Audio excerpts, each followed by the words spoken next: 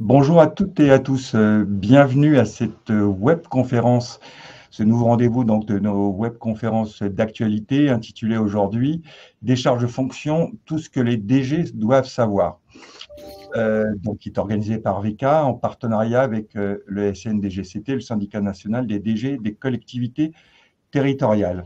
Comme d'habitude, nos webconférences, celle-ci est interactive, donc vous pouvez commencer à poser vos questions dès à présent. Donc, classiquement, l'onglet questions en bas à droite de votre écran. Donc, pourquoi ce sujet de la décharge de fonction? C'est vrai on évoque souvent un peu un sujet un peu tabou dont on parle peu ou difficilement, mais auquel beaucoup de DG pensent, particulièrement en ce moment, parce que c'est vrai que les municipales sont dans moins d'un an. On sait qu'il y a déjà actuellement comment dire, des mouvements peut-être plus importants que lors des précédents scrutins. Et on sait que les municipales de l'année prochaine s'annoncent. Déjà, on a une étude de Civipov qui vient d'être publiée, qui montre que 42% des maires veulent se représenter, donc c'est un chiffre plutôt en baisse, et une part aussi d'indécis qui est importante. Et on sait qu'on est sur un scrutin où il pourrait avoir, j'en prends le conditionnel, beaucoup de bascules politiques. Donc voilà, on est dans un contexte particulier et qui fait que cette question est plus que jamais prégnante. Donc je vous présente tout de suite nos trois intervenants sur ce sujet. Donc tout d'abord Samuel Diens, qui est avocat associé au cabinet Goutel Alibert et Associés, également maître de conférence associé à l'université de Nîmes, qui va nous poser le cadre juridique, parce qu'il y a un cadre juridique bien particulier, une jurisprudence aussi qui est importante, donc c'est nécessaire de la connaître. Et deux intervenants du syndicat. Tout d'abord, Florence Bacot-Ambras, vice-présidente du SNDGCT, en charge des trajectoires professionnelles et des mobilités, et qui est aussi DGA du CIG Grande Couronne, donc d'Île-de-France. Et troisième intervenant, Emmanuel Gros, premier vice-président national du SNDGCT et également DGS de Vannes. Donc, tout d'abord, bonjour à vous trois et vraiment merci de votre présence pour cette webconférence. Donc, j'insiste, hein, on est vraiment là, on va vous poser un certain nombre de choses, et notamment le cadre juridique, le rôle particulier du syndicat en matière de conseil aussi juridique, mais aussi d'accompagnement, notamment un accompagnement psychologique qui est important parce qu'on sait que c'est des épreuves de vie souvent difficiles, voire très difficiles. Mais on est également là aussi pour répondre, comme je vous ai au début, maximum de vos questions. Donc vraiment, je vous incite à pouvoir les poser tout au long de cette webconférence. Donc, en un mot, le déroulé de notre webconférence sera tout d'abord, donc avec Samuel Diens, on va poser le cadre juridique. On va parler effectivement un peu des moments clés de l'entretien préalable, l'articulation des délais, où souvent il peut y avoir des confusions, hein, des délais pour la fin de fonction, les motifs de la décharge, la notion de perte de confiance et les suites de la décharge. Dans un second temps, avec les deux intervenants du syndicat, on parlera du rôle particulier du syndicat, qui a dans ses missions effectivement un rôle particulier sur le sujet, et un réseau d'entraide tant national que local qui est très important pour accompagner ses adhérents. Et c'est vrai que j'ai parlé tout à l'heure de soutien psychologique qui est apporté par le syndicat, mais également un rôle de médiation important. Donc, avant de donner la parole à Samuel Diens sur donc le cadre juridique, traditionnellement, dans nos webconférences, on pose une petite question sondage que je vous donne. C'est pour un peu prendre la température. J'ai envie de dire que la question peut être un petit peu piège, mais comme ça nous donnera une indication de comment vous ressentez et de votre niveau de connaissance. Et je vous la cite. Donc, la seule invocation de la notion de perte de confiance suffit-elle à motiver la décision de décharge de fonction? Donc, oui ou non. Donc, a priori, on aura le résultat assez rapidement. Et je demanderai à nos intervenants un peu de la commenter. Pardon. Donc, on va commencer, comme je vous disais, avec Samuel Diens. Donc, on a quelques slides à l'appui de sa présentation. Donc je vais la passer. Non.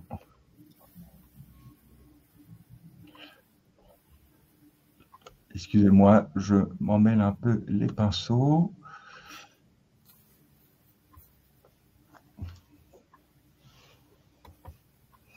J'aimerais la commencer au début, vous voyez, c'est quand même assez logique. Et voilà, j'ai besoin d'une petite aide. Oui, Samuel. Je pense qu'il y a eu une petite inversion. Ouais, je pense qu'il y a eu une petite inversion entre la diapo 1 et 2, en fait. Oui, c'est pour ça que j'étais un peu perdu. Ouais. Et donc, on est en train de m'aider. Est-ce qu'on peut la lancer? Non. Bah, si tu veux, je vais prendre la main. Voilà, je prends la main et puis je vais. Merci pour cette souplesse. Je vais adapter le. Avec grand plaisir. Bonjour à toutes et à tous. Voilà, on va rester sur celle-ci. Ravi de cet échange avec vous. Alors, je remettrai ma caméra tout à l'heure, mais manifestement des petits problèmes de réseau, notamment de mon côté. Donc, pour que tout le monde puisse avoir au moins le son, ce qui est quand même, me semble-t-il, le plus important pour ce sujet. Voilà, j'ai coupé la caméra, mais je me reconnecterai tout de suite après lorsque mes collègues intervenants prendront la parole. Alors, très rapidement, comme l'a suggéré Philippe Potier-Spéry, vous donnez d'abord un certain nombre de références que vous pourrez ensuite approfondir, aller vérifier, aller travailler le cas échéant. Les questions seront là aussi pour nous permettre de répondre à ceux qui n'auraient pas pu être traités dans l'immédiat. Alors, sur le premier élément, d'abord le cadre juridique, LCL 144-1 du Code général de la fonction publique. Cet article vient mettre en place un certain nombre de conditions et de critères que vous voyez apparaître à l'écran. D'abord, les situations, les hypothèses dans lesquelles cette décharge de fonction peut être prononcée. Vous le voyez, première hypothèse, 6 mois suivant la nomination du fonctionnaire dans l'emploi. Et puis, deuxième hypothèse, et c'est celle qui va nous intéresser ce matin, 6 mois suivant la désignation de l'autorité territoriale, s'il s'agit d'une élection ou d'une réélection. Hein, là, pour le coup, le principe est le même. Donc, on se met dans la perspective d'une élection de l'exécutif municipal ou communautaire, donc au mois de mars 2026. Un arrêt extrêmement important avec les références là aussi pour vous permettre d'aller plus loin. Commune de Courpierre, 21 décembre 2011 du Conseil d'État. Vous verrez qu'on va y revenir assez régulièrement parce que c'est vraiment un arrêt de base en la matière. Alors, ce que nous dit cet article SC54-1, c'est qu'il y a un certain nombre de conditions à remplir, de formalités à respecter. Et pour le dire tout de suite, ces formalités sont des formalités que le juge qualifie de substantielles.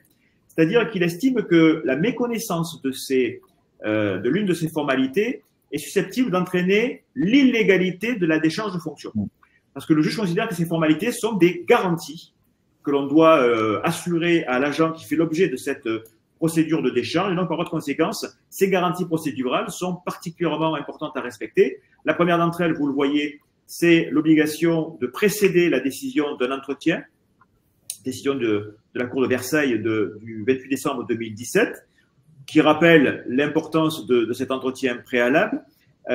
Deuxième condition, on va insister un petit peu sur cet entretien tout à l'heure, avoir précédé cette décision de décharge de fonction, en tout cas sa mise en application, et on le reverra sur l'articulation des délais, une information de l'Assemblée délibérante, mais également une information du CNFPT ou du centre de gestion, en fonction du poste qui est concerné. Le jugement du cas de Melun nous rappelle avec pertinence l'enjeu qu'il y a à ce que notamment l'Assemblée délibérante soit informée dans des délais qui soient raisonnables. Alors, l'aspect sur lequel on va maintenant insister, c'est plutôt sur l'entretien préalable. Samuel, l'entretien préalable, ça doit être aussi par le maire en tant que tel. Alors, on y arrive, effectivement. Cet entretien préalable, la collectivité doit préciser l'objet de l'entretien préalable de la convocation, même si, dès la convocation, vous n'êtes pas tenu, en tout cas l'exécutif n'est pas tenu d'en préciser les motifs. Donc, l'idée, c'est qu'on ne peut pas vous convoquer s'il y a un projet d'échange de fonction sans que vous ne sachiez dans la convocation à l'entretien préalable qu'il s'agit d'une procédure d'échange de fonction. En revanche, l'exécutif n'est pas tenu de préciser les différentes motivations qui sont les siennes à l'occasion de cette convocation. Évidemment, l'entretien sera l'occasion de présenter tous ces éléments, tous ces griefs potentiels pour que vous puissiez derrière assurer le contradictoire et partant le principe des droits de la défense qui sont particulièrement importants là aussi dans cette phase. Comme le disait Philippe à juste titre, il est rappelé, vous avez un chemin du cas de Montpellier très récent, que l'entretien doit être mené directement par l'autorité territoriale. Ce qui ressort de ce jugement, mais c'est conforme à ce que dit le juge administratif sur le sujet depuis longtemps, c'est que c'est une compétence exclusive de l'autorité territoriale, et je cite, compte tenu de la nature particulière des fonctions à exercer auprès du chef de l'exécutif territorial. On parle souvent d'un couple DG maire ou DG exécutif au sens large. Eh bien, ce couple-là, il faut aussi qu'il assure les bons moments comme les mauvais. La décharge de fonction en est un mauvais, c'est à l'exécutif à assurer ça directement et pas passer ni par un agent, ni par un autre élu, fût-il vice-président ou adjoint en charge des ressources humaines ou premier adjoint, premier vice-président. Ici, la compétence est strictement réservée à l'exécutif territorial lui-même. L'entretien obligatoire, ça c'est des vérifications procédurales à réaliser, doit être visé dans l'arrêté qui procédera à la décharge de fonction.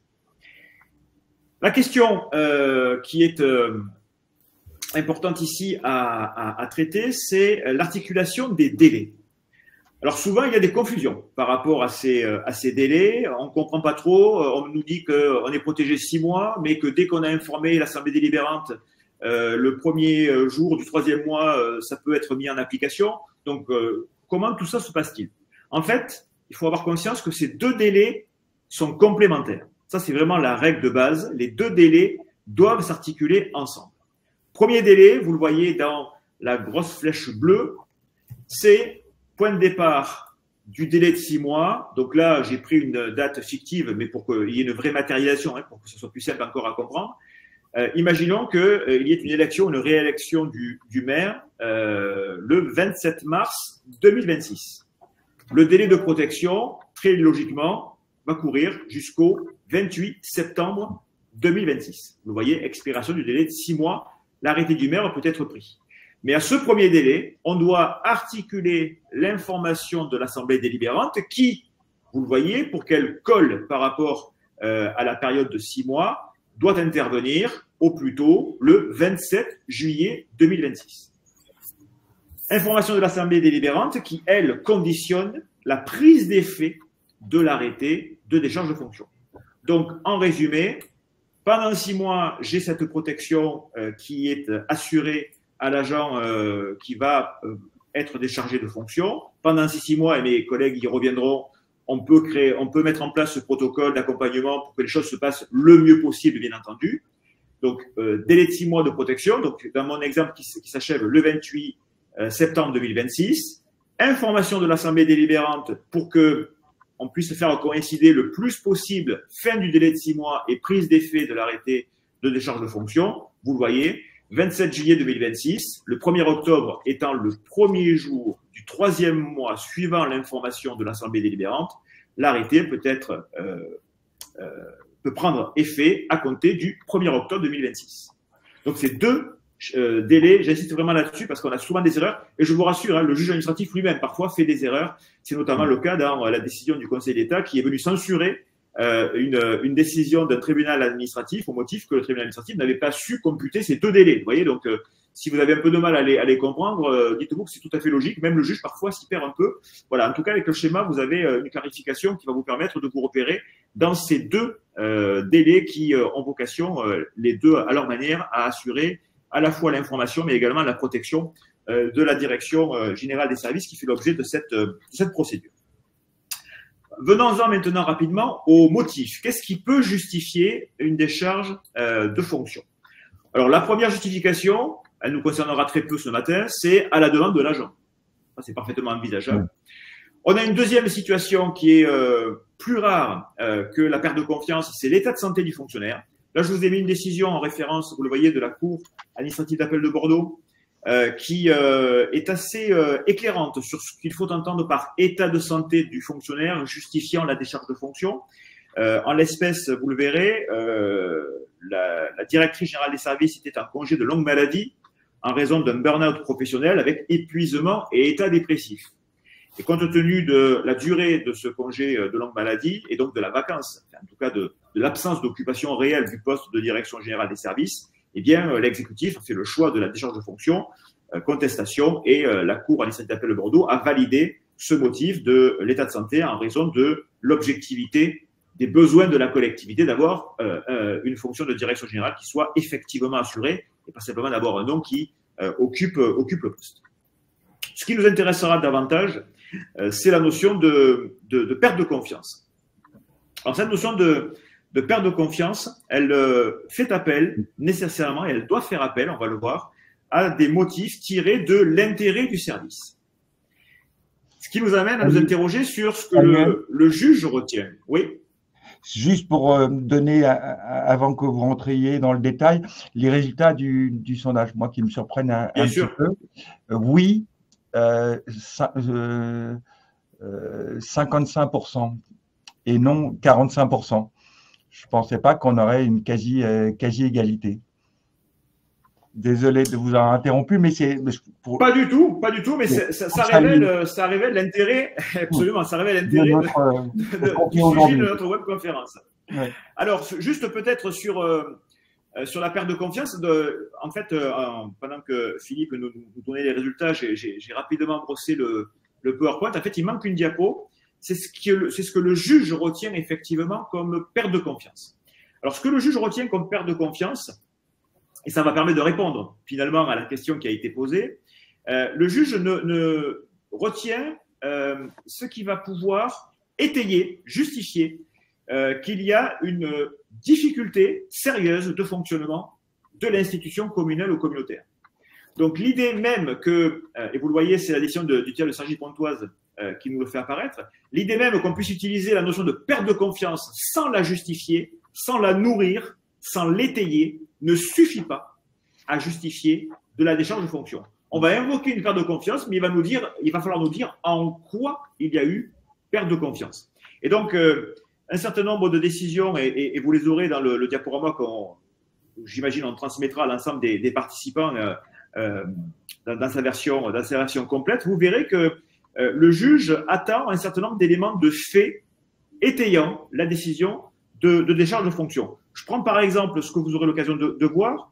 Le juge met en avant le constat de profondeur de divergence entre l'encadrement qui fait l'objet de la mesure de décharge de fonction et de très nombreux agents de la collectivité qui crée un climat de suspicion sur les méthodes de gestion. Tous ces éléments ont été justifiés par un certain nombre de pièces, de mails, de témoignages d'agents. Et donc, à partir de ce moment-là, le juge estime qu'on n'a pas simplement utilisé le terme de perte de confiance comme une espèce de passe-droit ou de totem d'immunité pour justifier la fin de la décharge, mais on a des éléments qui objectivent cette décision. Et l'objectivation, ça doit passer par justement la démonstration qu'il y a l'intérêt du service qui justifie et qui motive cette décharge de fonction. Autre illustration que vous verrez là aussi, un absentéisme important de la part du directeur général des services sur 2 années, absence de conseil à l'exécutif de manière générale, de grosses difficultés de management constatées, une absence de coordination des services. Ces quatre justifications ont conduit le juge dans une décision du tribunal administratif de Versailles du 29 novembre 2024 à considérer que la perte de confiance avait été effectivement totalement justifiée. Ce que le juge ne retient pas, donc c'est ce qui apparaît, vous le voyez sur cette diapo, c'est des situations où manifestement on a détourné la finalité de la décharge de fonction. Je prends notamment le premier exemple où vous le voyez, on a renouvelé sur le poste de DG pour une durée de 5 ans l'occupante du poste seulement 2 mois avant l'arrêté qui prononce la fin des fonctions. Donc, l'idée, c'est qu'on a quelqu'un qui manifestement donnait pleinement satisfaction, puisqu'on va le renouveler pour un nouveau détachement de 5 ans sur le poste. Par ailleurs, ce qui n'apparaît pas sur la diapo, mais vous le verrez dans le jugement du tiers de Cergy-Pontoise, c'est qu'en plus, on a procédé à un avancement de grade de l'agent qui occupait le poste de direction générale. Et simplement 2 mois après ces 2 événements-là, on lui dit finalement, perte de confiance et vous dégagez. Là, le juge avait estimé qu'il y avait manifestement là une incohérence dans l'argumentation qui a conduit à l'annulation de l'arrêté de décharge de fonction. Concernant maintenant les suites de la décharge, vous le voyez de manière très classique, mais je pense qu'on pourra y revenir en fonction des questions, j'imagine, par la suite. Voilà les 4 situations qui peuvent survenir. D'abord, le reclassement. La prise en charge immédiate par le centre de gestion ou le CNFPT, à chaque fois, vous le savez, en fonction de la catégorie de celui ou celle qui occupe le poste qui fait l'objet de la décharge.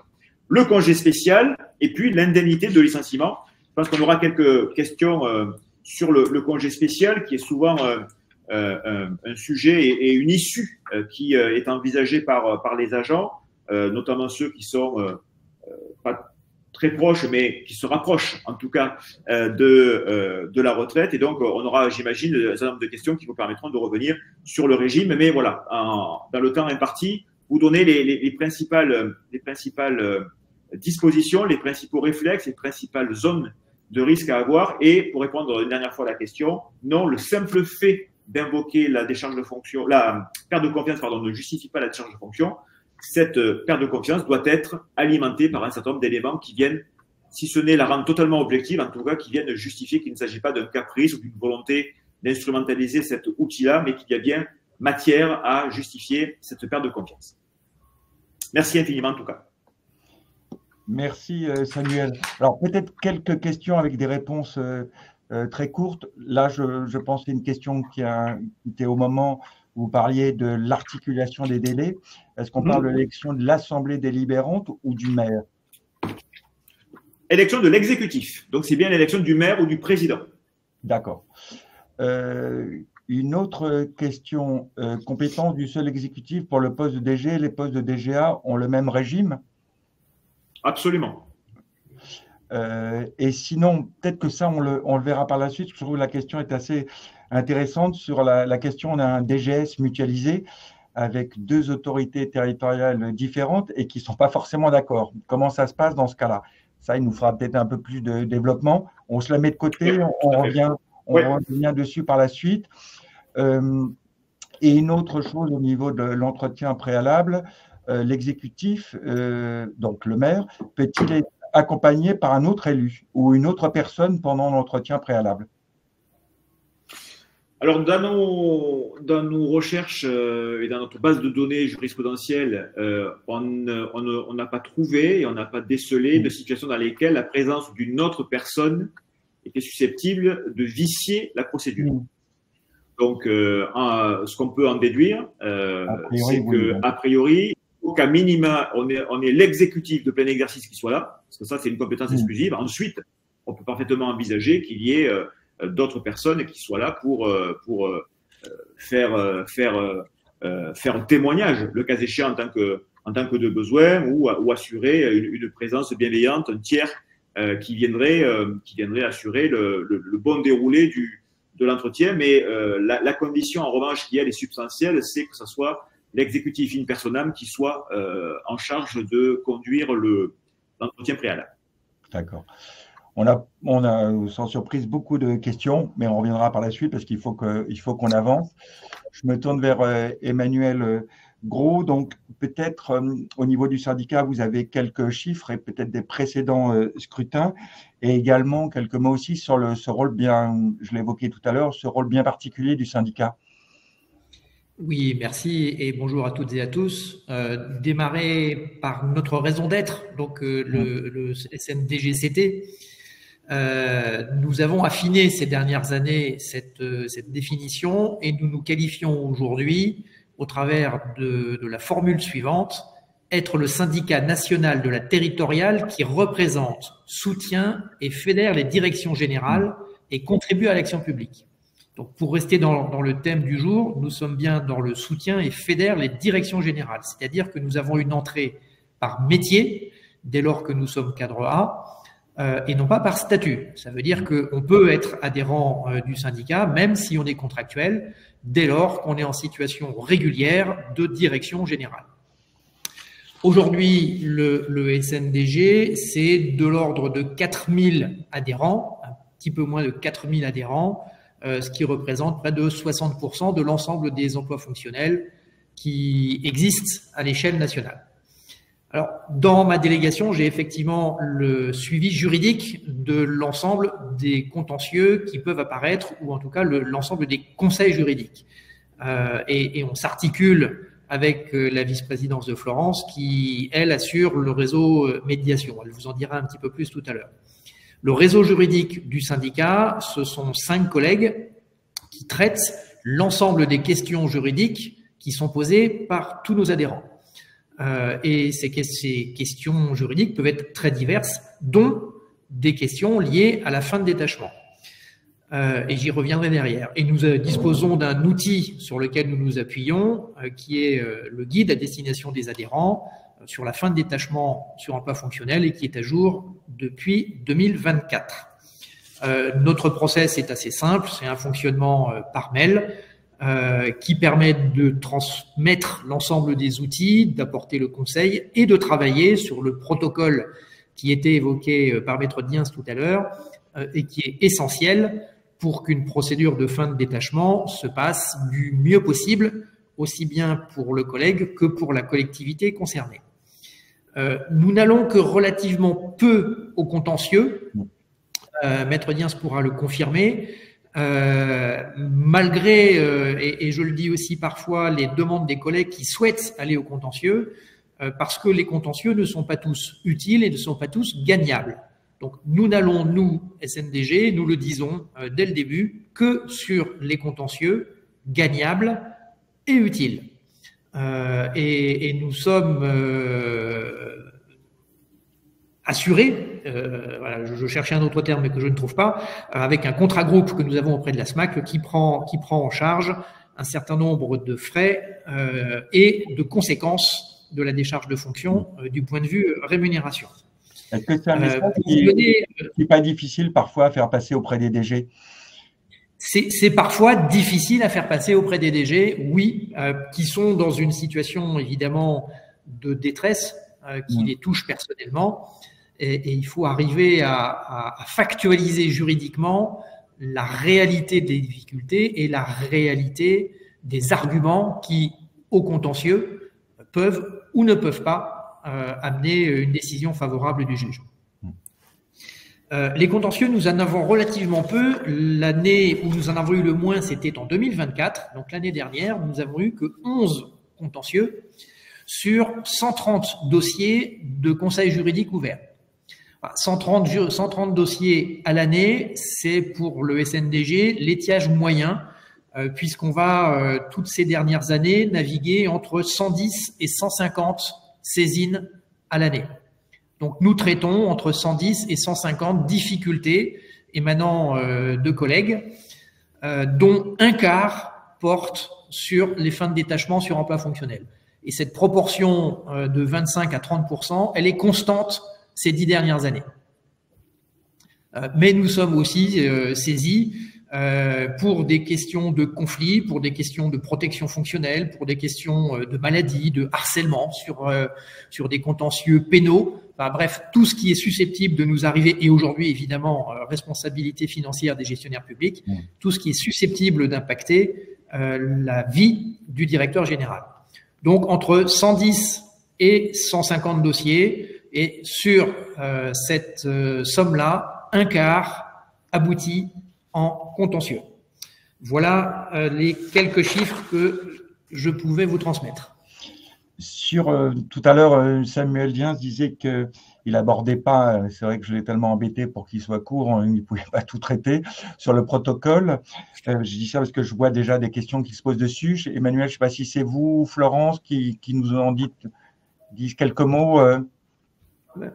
Alors, aujourd'hui, et depuis la loi de 2019, sur la loi de transformation de la fonction publique, il est légalement possible de conclure avec la collectivité un protocole qui organise, dont le but est d'organiser la bonne fin, la bonne procédure et la façon dont les collègues sont traités.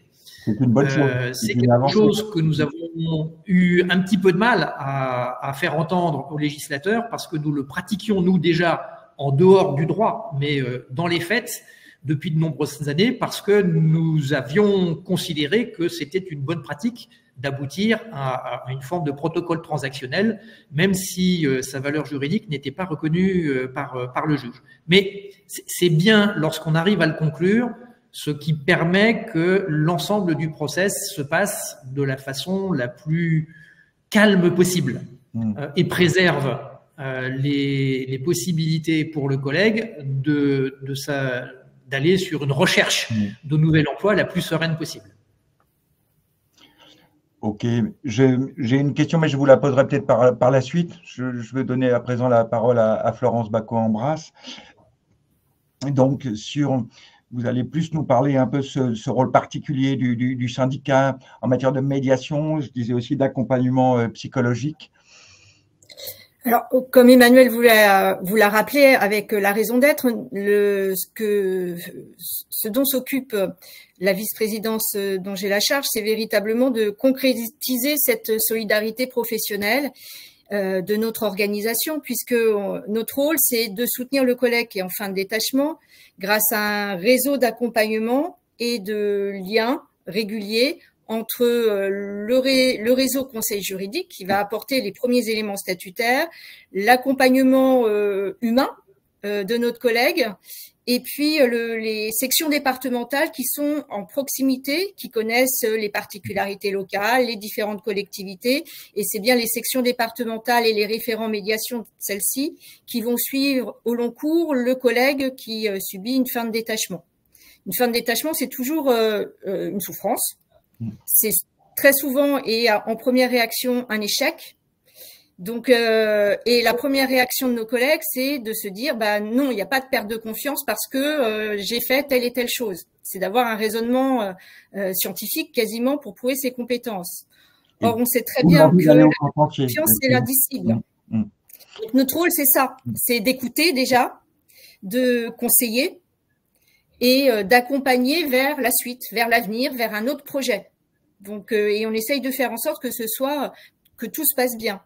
D'où le protocole, d'où aussi sur l'arrêté de fin de détachement, des conseils judicieux de nos collègues référents médiation des territoires pour que cette perte de confiance soit à la fois indiquée dans l'arrêté, c'est obligatoire, mais le plus light possible pour que nos collègues rebondissent le plus vite possible et c'est l'intérêt de tout le monde. Est-ce que je peux vous poser une question sur le protocole ou c'est plutôt Emmanuel? Je ne sais pas comment vous vous répartissez. Parce que posez-la. On se répartira la parole avec Emmanuel, pas de souci. Et c'est vrai que la question est, je trouve intéressante parce que c'est quelqu'un qui se positionne très en amont avant qu'il y ait une décharge de fonction et qui pose comme question du coup, peut-on faire un protocole en dehors de toute procédure de décharge? Et est-ce qu'elle a une valeur juridique? Alors, la réponse est oui, et nous le pratiquons. Donc, nous pratiquons aujourd'hui des protocoles avec des collègues qui anticipent la possibilité d'être engagés dans une procédure de fin de détachement en vue de l'anticiper et si possible de l'éviter. Pour autant, ce ne sont pas des protocoles qui auront un poids juridique si jamais ils étaient attaqués. Mais dès lors qu'ils sont conclus par le collègue et par l'exécutif, la valeur morale des signatures des deux signataires fait que jusqu'à présent, ça s'est toujours bien passé. Je n'ai pas d'exemple de protocole intervenu en dehors d'une procédure de fin de détachement qui, à ce jour, ait été attaqué. Est-ce que ça se pratique beaucoup ou pas, ou ça reste assez exceptionnel? Je dirais que c'est statistiquement à peu près une dizaine de cas à l'année. D'accord. Ça a une vertu tout de même, c'est de se poser avec l'autorité territoriale et de se mettre d'accord. Et rien ne vaut ce protocole écrit, ou d'ailleurs peut-être parfois informel, mais de se mettre d'accord sur la fin. À savoir, OK, je pars et j'ai les moyens vous m'aidez à me faire partir parce que j'ai du temps, parce que j'ai de la formation, parce que j'ai de l'accompagnement par des cabinets de recrutement ou par des prestataires. Voilà. Donc, c'est bien d'être clair. C'est un intérêt partagé, c'est ça qu'on essaye de faire valoir. Et justement, dans ce rôle de médiation joué par le syndicat, est-ce que justement vous intervenez parfois pour peut-être inciter à ce type de règlement? Dans le conseil régulier des personnes qui sont en difficulté et qui viennent nous poser des questions, évidemment, on le conseille et on conseille tout au long du process ou de la fin de détachement ou quand il y a des signaux qui font que on nous demande de partir ou on pense qu'il faut partir pour que ça se passe le mieux possible pour le collègue. Une fin de détachement, je l'ai dit, c'est une souffrance, c'est un deuil à faire. On fait le deuil de sa collectivité, de ses projets, de ses collègues, de la façon dont on se voit aussi en poste. Donc, on accompagne ce deuil. Et le but, c'est véritablement de ne pas ressasser, ne pas s'accrocher au passé, mais de se projeter le plus vite possible. D'où l'intérêt aussi de se préparer quand tout va bien, d'être au clair avec soi-même sur ce qu'on veut faire, sur ses compétences, sur un certain nombre d'éléments matériels comme le CV. Le CV, il se travaille quand tout va bien en fait, parce que on se valorise un peu mieux. Donc tout ça, ce sont des conseils que le réseau médiation peut donner, oui. Parce qu'il y a beaucoup de cas aussi où les GG disent qui s'y attendaient pas, disons. Ils se sont justement l'anticipation n'a pas eu lieu, parce qu'on est pris par le quotidien. On se dit un jour ça serait peut-être bien, mais bon c'est quand même malheureusement souvent le cas, disons, d'être pris à froid, si vous me passez l'expression. Alors, il arrive effectivement assez fréquemment d'avoir des collègues qui ne se sont pas rendus compte, même s'il y a des signes avant-coureurs que du coup on rappelle avec eux. Mais Florence a raison de dire que ça se prépare quand on n'a pas de difficulté. Et moi, je rajouterais que si on n'est pas prêt à affronter une décharge de fonction, il ne faut pas faire ce métier. Et c'est quelque chose que j'affirme à tous les collègues, tous les jeunes collègues que je suis amené à former lorsqu'on me demande de le faire. Le risque, il est lié à la fonction, pas à la personne. Bien sûr. Il est inhérent à la fonction. C'est bien de le rappeler, effectivement. Je me retourne vers Samuel Thiens parce que sur la présentation, on a quand même pas mal de questions. Alors, des fois, certaines questions assez précises, notamment… Peut-être juste avant de répondre aux questions, rebondir sur la question du protocole. Loin de moi l'idée de remettre en cause son utilité. Aussi bien Emmanuel que Florence ont bien montré tout l'intérêt qu'il y avait, soit une fois le coup parti, à s'assurer que ça se passe le mieux possible, soit à anticiper en l'organisant au préalable. J'attire toutefois, et désolé de boucher un peu l'optimisme, mais attention toutefois à ce que ce protocole ne conduise pas l'emploi fonctionnel à ne plus avoir aucune activité pour la collectivité. Je le dis de manière très simple et très directe, dans la mesure où, pour le coup, on a notamment une décision qui a longtemps fait frémir avant que justement la loi de 2019 n'intervienne, puisque cette décision a été prise sur le fondement de dispositions avant la loi du 6 août 2019 qui a introduit la possibilité de mettre en place ce protocole d'accompagnement. C'est dans une collectivité départementale où le nouveau président, suite à un changement de majorité, s'est mis d'accord avec le DGS et les DGA en disant voilà, vous comprenez qu'on va pas pouvoir continuer ensemble, mais moi il est hors de question que ça se passe mal, vous avez servi l'exécutif précédent, on n'a jamais eu de difficulté avec vous, donc vous vous organisez, on va vous laisser vos véhicules de fonction, on va vous laisser votre rémunération, et pendant ce temps-là, allez-y, cherchez et prenez votre temps pour trouver un point de chute. La Chambre générale des comptes, qui a contrôlé la période où cet accord avait été trouvé, a signalé cette situation-là au parquet au motif qu'il y avait là un détournement de fonds publics, dans la mesure où il a estimé qu'on avait maintenu les rémunérations sans aucun travail effectif, règle du service fait, on y revient toujours, qui aurait pu justifier le maintien de cette rémunération et des avantages. Donc, il est vrai qu'avec le protocole, on a un cadre qui aujourd'hui a une portée juridique qui n'existait pas au moment où ce président, qui avait finalement anticipé en grande partie ce que le législateur allait dire en 2019, il est important, me semble-t-il, de rappeler que ce protocole doit maintenir un certain type d'activité. Alors, on peut faire effectivement travailler toute la ressource de la langue française pour maintenir dans une forme de l'aide de mission, ce qui pourra continuer à être exercé par le directeur général des services ou le DGA ou la DGA qui serait en cause. Mais attention à ce qu'on ne puisse pas venir vous reprocher que pendant ces 6 mois-là, il n'y a eu aucune activité au bénéfice de la collectivité. Qu'il y en ait moins, c'est légitime, mais qu'il n'y en ait pas, là, ça peut poser une difficulté sur laquelle il faut là aussi être attentif dans la rédaction du protocole. Donc, un conseil plutôt d'avoir un protocole le plus précis possible. Hein. Précis et nourri. Oui. Précis et nourri. Et c'est là, effectivement, où les conseils des collègues du syndicat seront importants pour que, justement, on ait le bon dosage, si on va mettre l'expression, le juste équilibre entre la latitude qu'on doit laisser, parce que c'est l'objet du protocole, aux déchargés de fonction de pouvoir se former, assurer des déplacements pour aller rencontrer des employeurs potentiels, et d'un autre côté, un minimum d'activité qui justifiera le maintien de la rémunération. Samuel, une question sur le congé spécial. Je sais qu'on n'a pas eu le temps de rentrer vraiment dans le détail. Une question sur les conditions du congé spécial. Oui. Alors, sur le congé spécial, quelques mots.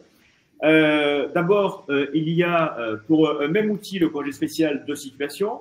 La première, c'est celle dans laquelle l'agent demande le congé spécial, mais en dehors dans l'hypothèse d'une fin anticipée du détachement sur emploi fonctionnel. Donc là, ce n'est qu'une faculté pour la collectivité. En revanche, en cas de décharge de fonction, la demande de congé spécial doit être attribuée à l'agent demandeur s'il remplit 3 conditions cumulatives.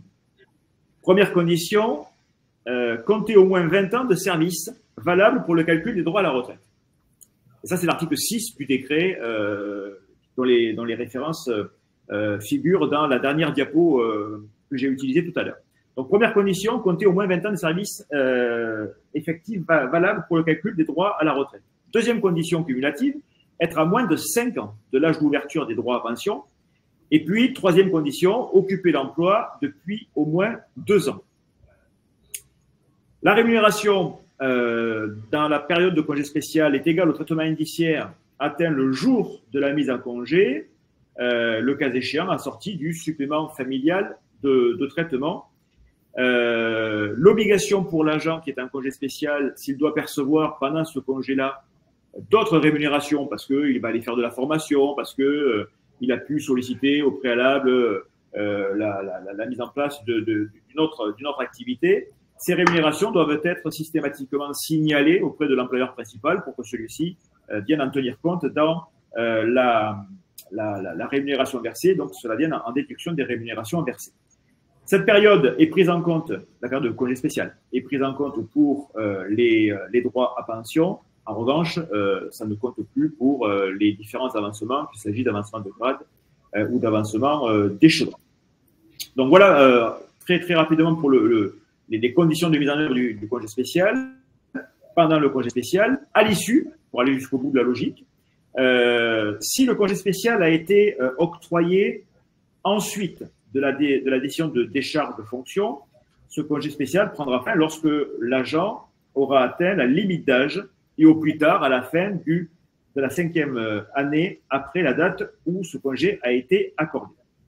Si le congé spécial est octroyé pendant une période de décharge, à ce moment-là, mise à la retraite au plus tard, à la fin du mois en cours, au cours duquel il avait les conditions pour obtenir une pension à jouissance immédiate à taux plein. Donc, vous voyez, on a des règles, mais qui sont là aussi extrêmement précises et fixées par le décret de 88.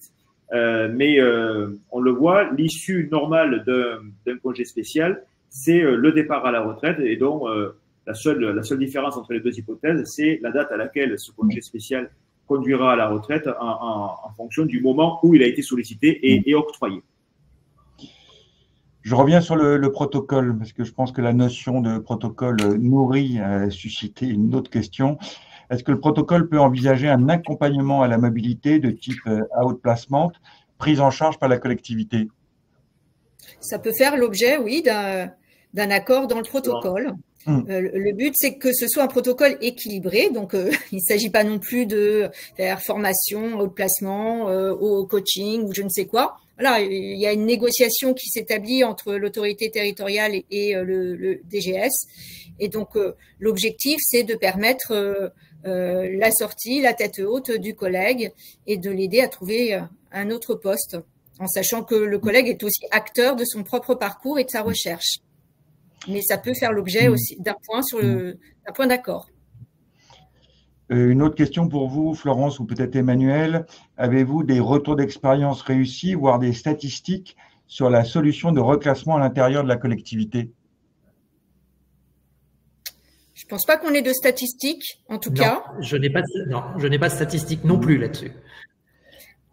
D'expérience, c'est pas forcément l'option qui est retenue le plus souvent. Oui, là, il y a un petit traumatisme, la perte de confiance, elle est d'un côté comme de l'autre très souvent une fois qu'il y a des charges de fonction. Donc, sauf exception quand il y a des contraintes familiales de mobilité géographique, par exemple, etc. C'est plutôt rare de rester en collectivité, sauf peut-être dans des grosses collectivités, des collectivités de strate importante. Mais Emmanuel, tu peux peut-être compléter ton expérience à toi. Non, c'est exactement ça. Par retour d'expérience, le réseau juridique ne conseille jamais cette solution-là, sauf exception très particulière. Parce que le constat, c'est que ça ne se passe jamais bien. Et tout à l'heure, on parlait de faire son deuil, c'est être dans la même collectivité, c'est peut-être pas le meilleur lieu, disons. Une autre question, là, justement, on pose sur, et peut-être l'articulation de ce que l'accompagnement qu'apporte le syndicat. C'est vrai que vous ne l'avez pas évoqué, Florence, mais il y a effectivement, vous faites aussi des rencontres, des fois, avec des cabinets de recrutement. Et la question est sur qu'est-ce qui se passe concrètement dans le cas d'une prise en charge par le CNFPT ou le centre de gestion. Et après, même sur je vous le poserai après, une autre question sur le statut en tant que tel du déchargé de fonction. Le rôle du CNFPT, du centre de gestion. Alors déjà, le rôle du syndicat, c'est d'accompagner le collègue dans la recherche d'emploi. Donc, on a des contacts avec de nombreux cabinets de recrutement et on peut transmettre les CV, discuter des candidats, mettre en relation, de telle sorte que ça facilite la recherche et puis très souvent le fait de trouver un poste. Et concernant le rôle du CNFPT et des centres de gestion, dès lors qu'on est mis à disposition et que c'est pris en charge, enfin qu'on est pris en charge par une des deux structures en fonction de la catégorie, il y a un accompagnement aussi. Mais c'est mieux de trouver avant. Bien sûr. Voilà, moins le temps de recherche dure et plus on arrive à rebondir vite, mieux c'est. Donc le but, c'est quand même d'éviter la prise en charge. Une question sur le statut en tant que tel du déchargé de fonction et aussi sur sa rémunération.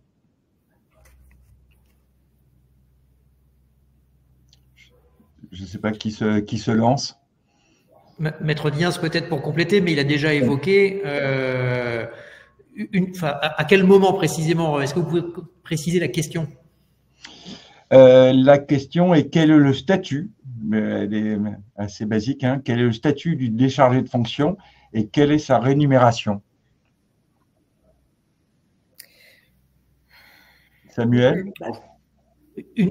Les déchargés de fonction, on n'est plus DG, donc on perd tous les éléments de rémunération qui sont liés à cette fonction, donc l'indemnité de responsabilité, le régime indemnitaire qui va avec. Ce qu'on ne perd pas, c'est évidemment sa rémunération statutaire.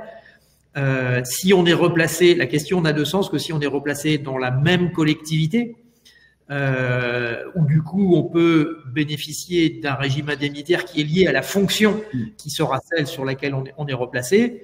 Mais pour l'essentiel, et c'est ce qu'on expliquait précédemment, les collègues auront quitté la collectivité et auront muté sur un autre poste qui lui-même a ses propres éléments de rémunération. Non, mais c'est clair. Peut-être alors, je reconnais que ça concerne peu de monde, quoique, mais c'est vrai que je vous en avais parlé au début. Elle a été reposée par une autre personne sur ce cas du DGS mutualisé, et avec deux autorités territoriales différentes et qui sont pas d'accord, justement. Alors, c'est un cas, je reconnais, très particulier, mais est-ce qu'il y a une solution? Juridiquement, peut-être, Maître Diens. Alors, sur la situation, en fait, il faut distinguer la notion d'autorité hiérarchique au sens du recrutement et la notion d'autorité fonctionnelle au quotidien dans l'exercice des missions. Dans la plupart des situations, vous aurez une des deux collectivités qui aura procédé au recrutement, et c'est celle-là qui aura la compétence pour assurer la décharge de fonction. Et il y a ensuite une autorité fonctionnelle qui s'organise dans le quotidien de l'exercice des missions par le DG, qui fait appel effectivement à une double autorité fonctionnelle. Mais dans la plupart des situations, il n'y aura eu qu'une autorité de recrutement, et c'est celle-là qui sera compétente pour agir dans l'hypothèse d'une décharge de fonction. Ensuite, si l'autorité qui n'a pas déchargé de fonction souhaite conserver ce directeur général ou cette directrice générale ou ce DGA ou cette DGA dans ses effectifs parce que manifestement sa manière de servir lui convenait parfaitement et il n'y a pas de perte de confiance de son point de vue, à ce moment-là, il y a un recrutement à accomplir au sein de la seconde collectivité. Ok, ben merci, c'est clair. Alors une question très précise, ben je vous la pose quand même. Bon, je pense peut-être pour Samuel, y a-t-il un délai minimum, maximum entre le courrier du maire et l'entretien préalable pour signifier une décharge et l'information au conseil municipal? Alors sur cette question des délais, donc il n'y a fixé réglementairement que les deux délais dont on a parlé, c'est-à-dire le délai de protection de 6 mois et la prise d'effet de la décharge de fonction le premier jour du 3e mois suivant l'information de l'Assemblée délibérante. En revanche, sur les autres délais, par exemple, celui c'est l'objet de la question qui a été justement posée, le juge rappelle que aussi bien la loi, la partie législative du Code général de la fonction publique, aussi bien que le décret de 88, ne fixe aucun délai particulier. Et donc, comme il n'y a pas de délai particulier, le juge renvoie là pour le coup à un standard habituel qui est la notion de délai raisonnable. Donc, il faut laisser un délai raisonnable entre ces différentes étapes qui ne seraient pas couvertes par ce délai de 6 mois ou ce délai du premier jour du 3e mois pour permettre à la personne qui fait l'objet de la mesure de décharge de fonction d'avoir le temps de s'organiser, de faire valoir, comme je l'ai rappelé tout à l'heure, les droits, ce qu'on appelle les droits de la défense, mais qui est en fait un principe basique du contradictoire pour, si ce n'est contesté, du moins faire valoir sa position.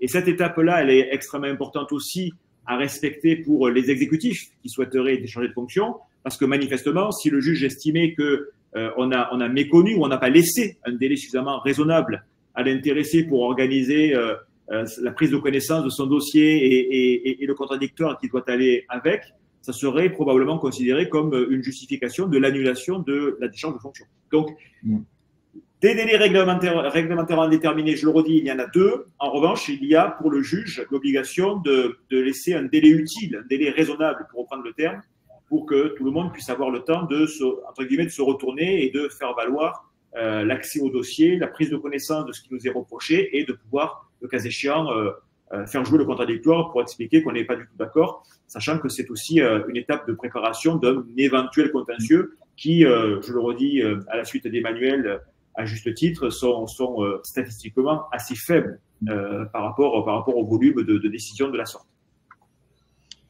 Pas mal de questions encore sur le congé spécial. Alors, une question rapide, hein. Le syndicat peut-il se poser en conseil sur le sujet du congé spécial? J'imagine que oui, hein, vous pouvez répondre à tous les types de questions. Absolument. On me demande même qui peut-on contacter. On ne peut pas rentrer dans ce détail. Si, pour le coup, ça fait partie des compétences du réseau conseil juridique. qui en 2024, je peux vous donner le chiffre, a traité 14 dossiers de congé spécial. D'accord. Peut-être plus pour Samuel, le DG peut-il se faire accompagner lors de l'entretien préalable avec l'autorité? Oui. Oui, pour les mêmes raisons que ce qu'on a vu tout à l'heure sur la présence, le cas échéant, d'une autre personne avec l'exécutif.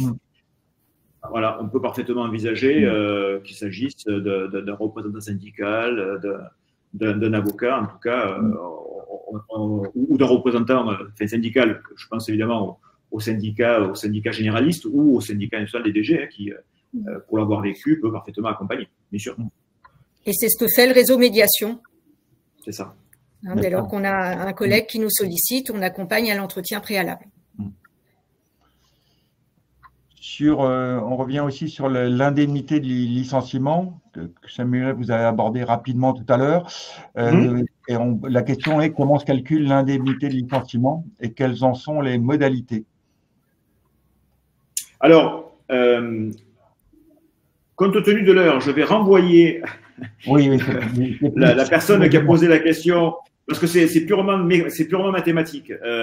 Article 2 du décret du 6 mai 88, donc vous avez les références dans le diaporama, qui vient fixer les modalités de calcul de l'indemnité de licenciement. Très succinctement, montant de l'indemnité est égal à 1 mois de traitement par annuité de service effectif, majoré de 10% pour les fonctionnaires qui ont atteint l'âge de 50 ans. Vous verrez, c'est précisé dans l'article 2 que je viens de vous indiquer, mais c'est ça qui est le mode de calcul, avec un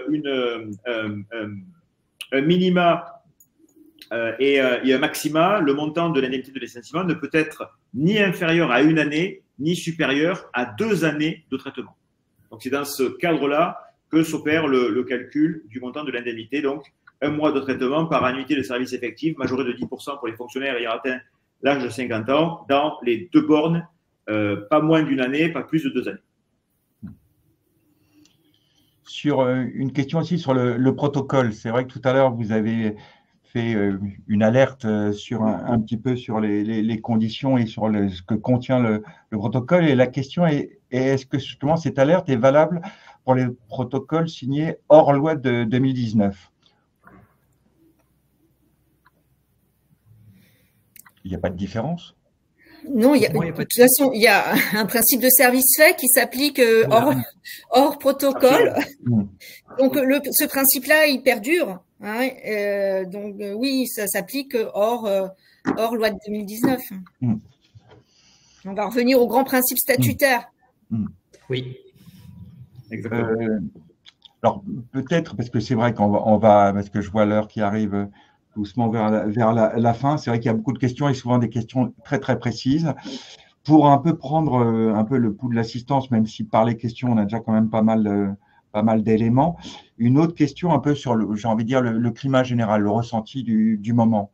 Donc, si on peut vous passer cette question, je trouve qu'on pourrait vous demander une petite conclusion, ça pourrait être pas mal. Aujourd'hui, en termes, je vais rester purement factuel, statistiques, sur le premier trimestre de l'année 2025, nous partons sur un rythme supérieur de contentieux par rapport aux années précédentes. Je disais que l'année dernière, nous avions eu 11 contentieux, j'en ai déjà 6 sur le premier trimestre 2025. Mais quand je regarde en arrière, je vois que le rythme des dossiers est très lié au rythme électoral. C'est-à-dire qu'il augmente toujours l'année qui précède les élections et le pic est atteint l'année post-électorale. Et ça, c'est systématique. Et effectivement, avec peut-être une petite tendance qui n'est pas statistique de difficultés de santé des personnes que nous pouvons suivre, de détresse même, au-delà de la décharge de fonction, hein, de problèmes de santé liés au poste de travail. Mais qui s'explique par une pression particulière? Avec une nécessité de suivi psychologique demandé instamment par les collègues, oui. Mais est-ce que ça a un rapport quand même avec le fait des élections qui s'approchent? C'est pas totalement décorrélé, j'imagine. Statistiquement, je peux pas vous le dire. Scientifiquement, non. J'ai pas de. Pour autant, c'est une réalité que nous suivons. D'accord. Est-ce qu'on peut passer justement la question, ce que je voudrais bien fait réagir? Je la vois pas s'afficher. Est-ce que je peux la poser? Je vous la pose. Hein. Dans le contexte actuel, avez-vous plus d'inquiétude d'une éventuelle décharge de fonction que lors des précédents scrutins? Donc oui ou non. Et effectivement, bon, on doit avoir la réponse, je pense, assez vite. Et je vous demanderai une petite réaction. Alors, je vois pendant ce temps-là les questions qu'on peut attendre. Je vous la pose. Hein. Comment un maire peut-il évoquer une paix? Oui, peut-être plus pour Samuel. Ça. Comment un maire peut-il évoquer une perte de confiance s'il est nouvellement élu? Là, on se projette en mars 2026, si ce n'est que pour s'encadrer d'une nouvelle équipe. C'est toute la question d'une part parfois de l'incohérence de la notion de perte de confiance, alors qu'on n'a jamais eu l'occasion de véritablement expérimenter si la confiance pouvait être présente ou pas. Et c'est aussi la justification de la mise en place de ce délai de 6 mois pour qu'on puisse permettre, alors on peut toujours espérer, montrer que ça peut fonctionner, le cas échéant, mais dans tous les cas, qu'on puisse accompagner l'agent vers la sortie et lui permettre de trouver une autre forme d'épanouissement personnel dans une autre collectivité. Mais la question est tout à fait pertinente en termes purement calendaires. Il est extrêmement difficile de justifier ça. Et c'est souvent d'ailleurs, et je pense au contrôle de mes 2 collègues du syndicat, dans ces situations-là où on peut avoir l'intérêt maximal à la pratique de la médiation et de l'accord consensuel en considérant que de toute façon, c'est repousser l'échéance. Donc, autant essayer de faire en sorte que ça se passe le mieux possible dans la période. Et là, pour le coup, le protocole retrouve, si tant est qu'il est perdu, mais on retrouve toute son utilité dans ces phases-là où, justement, et pour l'autorité territoriale, il va être quand même assez difficile, hormis pour des motifs politiques, mais qui en eux-mêmes ne peuvent justifier la perte de confiance, difficile de justifier cette fameuse perte de confiance puisqu'on n'a jamais expérimenté le travail avec l'emploi fonctionnel en place. Donc, je suis désolé auprès de nos internautes. Effectivement, il y a pas mal de questions qu'on ne va pas pouvoir poser. C'est vrai qu'on en a pris pas mal. Je vais vous demander une petite conclusion peut-être sur le résultat du sondage qui a une indication un peu du climat. Je vous rappelle la question. Dans le contexte actuel, avez-vous plus d'inquiétude d'une éventuelle décharge de fonction que lors des précédents scrutins? Et oui, donc quand même largement majoritaire, hein, 60%, non 40%. Est-ce que je me tourne peut-être vers Florence tout d'abord. Est-ce que ce chiffre vous surprend? Est-ce que ça correspond? Non, ça ne me surprend pas parce que le contexte est tellement incertain que les décideurs locaux, les DGS, sont aussi dans l'incertitude des résultats des scrutins. Donc, on ne sait pas exactement ce qui va sortir des urnes et puis les conséquences que ça peut avoir sur nous. Donc, et on sent déjà le frémissement de l'inquiétude. Je vous l'ai dit tout à l'heure, donc je suis pas complètement surprise.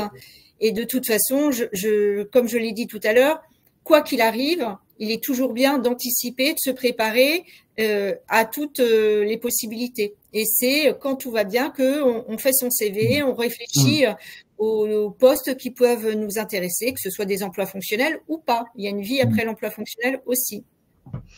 Et anticiper peut-être encore plus s'il y a ce ressenti, disons. Même question, Emmanuel, chiffre vous surprend pas, ça correspond. Je ne suis pas plus surpris, et ce que j'ajouterais, c'est qu'il faut bien comprendre que la fin de détachement est devenue au fil des ans un mode presque normal de gestion des relations humaines entre un exécutif et son DG. Et c'est peut-être difficile à entendre pour certains, mais Maître Diens le disait, compte tenu de la nature particulière du binôme élu-DG, on n'est pas toujours dans la notion de perte de confiance, mais dans la notion de « je n'ai pas confiance ». Et ça suffit. Et ça suffit en soi pour que le binôme ne fonctionne pas. Et si le binôme ne fonctionne pas, la procédure de fin de détachement est là pour régler la situation. Samuel, même question? Pas de surprise? Alors, et même réponse que mes prédécesseurs, effectivement, ouais. On a eu, nous, des questions qui, sur les aspects procéduraux ou sur les aspects de fond, en termes de motivation et de justification de la décharge, qui sont arrivés beaucoup plus tôt que ce qu'on a l'habitude de voir, où en général c'est 4, 5, 6 mois avant les élections, où on sent que peut-être c'est un truc tourné, où on se pose la question de savoir comment ça se passe. Là, ça fait quand même déjà plusieurs semaines, pour pas dire plusieurs mois, où on a, alors c'est pas une tsunami de questions, mais ce sont des questions qui, en volume, sont quand même beaucoup plus fréquentes et beaucoup plus nombreuses, aussi loin de l'échéance que ce qu'on avait l'habitude d'avoir nous au cabinet sur ces sujets-là. Donc oui, je vais dans le sens de mes deux collègues, et surtout je rejoins ce que dit Emmanuel Gros sur le fait que ce soit devenu, et c'est vrai que c'est peut-être difficile à entendre, mais le mode normal des relations sur ce type d'emploi-là. Ça devient une forme de désinhibition finalement du recours à la décharge de fonction, où on a beaucoup plus facilement recours à cette technique-là, en sachant que ça peut avoir des conséquences, on a dit, pas simplement sur le terrain statutaire ou de carrière, mais également sur le terrain médical, psychologique, des conséquences extrêmement importantes. Malheureusement, il va falloir que nous nous arrêtions. Donc, comme je vous avais dit rapidement au début, on va avoir vous allez recevoir un lien pour le replay. Donc, a priori, vous le recevrez dans la journée. Elle sera également, la webconférence sera également en ligne sur le site de VK. Sur ces sujets liés au municipal, je vous indique que nous aurons une prochaine webconférence d'actu le 1er juillet sur la communication préélectorale, également avec Samuel Dien. J'en profite pour le remercier. Et également, merci à vous trois. Un petit merci aussi à Cynthia Nguyen en régie, parce que son travail est essentiel, et c'est vrai qu'on a eu d'autant plus aujourd'hui quelques difficultés techniques, mais bon, je pense que l'essentiel a pu être entendu, et c'est l'essentiel. Donc, merci beaucoup à tous les trois, et merci à vous tous. À très bientôt. Merci. Merci.